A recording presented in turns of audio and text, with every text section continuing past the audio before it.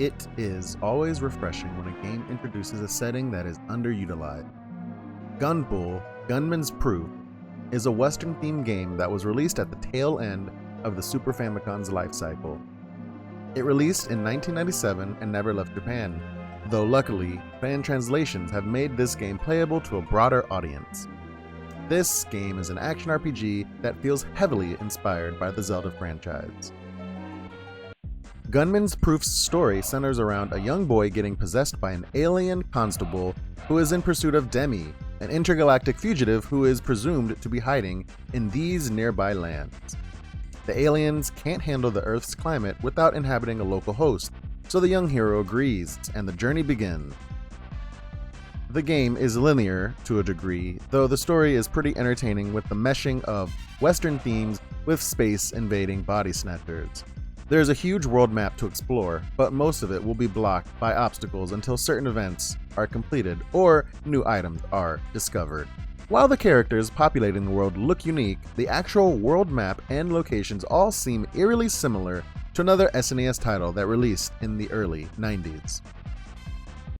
The protagonist is a crafty gunslinger who can shoot, punch, strafe, and dodge attacks while engaged in combat. In fact, there are a lot of weapons and abilities to collect in this game, though most enemies just need to be riddled with bullets to be vanquished. As the player progresses through the game, new special weapons will become available. These weapons will randomly show up as dropped loot from enemies, and if the player waits a second, the weapon icon will cycle through all the available weapons. Whichever weapon the player picks up will become their main weapon, and that weapon will have a limited amount of ammo to use. If the ammo runs out, the weapon reverts back to the default gun of the player, which has unlimited ammo. There is a decent amount of weapons to play around with, and for the most part, it is up to the player how they want to gear their character. There are also bombs that act as screen-clearing nukes. These are best used in dungeons when enemy numbers are starting to overwhelm the player. Beyond looking plucked straight out of a different game, dungeons are interesting as they provide a graded score in Gunman's Proof. There is treasure to collect, and the game tracks how fast and effectively the player navigates through the dungeon. The scores do not affect anything in the game, so this feels like something for speedrunners or those who like to best their previous record. At the end of most dungeons await bosses, and these encounters are fun and varied. The bosses all look great and offer unique patterns to learn before the player can move forward and advance the game. Players will also be rewarded with the Zeal coin, which adds 1 extra life point to the young cowboy. These bosses range from easy to difficult, but luckily, the player can hoard extra lives if their hit points drop to 0. Extra lives can be collected after beating bosses and are found in treasure chests throughout the game. After conquering dungeons, it's a good idea to go back to town and talk to the locals.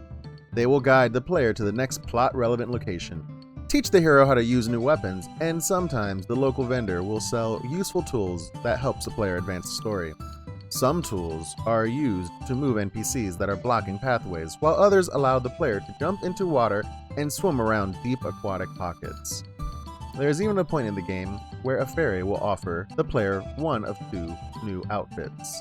One that boosts offense, the other boosting defense. This alters the player's color scheme and gives them a dramatic boost in one of those stats.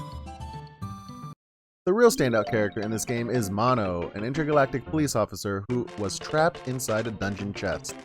Just like Zero, Mono, who actually wants to be called Roboton moving forward, inhabited the body of a donkey, and now free, can be summoned while navigating the overworld after an enemy drops a carrot. When summoned, the player mounts Roboton and becomes invincible for a short amount of time. This is a fun way to traverse the world map, as Roboton has different summoned animations, and smashes through any and all foes as the player scoops up any loot that the two gather in their wake. Sadly, Roboton cannot show up in dungeons, but it is always a nice reprieve from danger when a carrot drops. Roboton descends from the heavens in comedic fashion, and the two become an unstoppable force. The music in Gunman's Proof is pretty standard, but unfortunately, not a lot of the tracks stand out. There are a few snappy tunes, like the boss and Roboton's theme, But there is also a distinct lack of songs that capture that Western feel. It seems they missed the mark by leaving that out of the game. They do say imitation is the best form of flattery, and in Gunman Proof's case, this game feels like A Link to the Past with a Wild West coat of paint slapped over it. Developing games in 1997 on the Super Famicom was certainly a bold idea, considering there was a game releasing on the PlayStation that was about to revolutionize the RPG genre. Gunpull, Gunman's Proof is a fun game that is easy to play and does not overstay its welcome. If players enjoy Zelda-like gameplay, but also like to shoot things, they should definitely give this title a try. This review is based off of a fan translation and is purely comparing this game to other SNES RPGs. RP Gamer scored this game a 3 out of 5. Thank you all for checking out my video. If you enjoyed this, don't forget to like and subscribe to the channel. Coming up next on my RPG Retro Reviews, we jump back into the Retro Wheel games, and trust me, this next game will be legendary.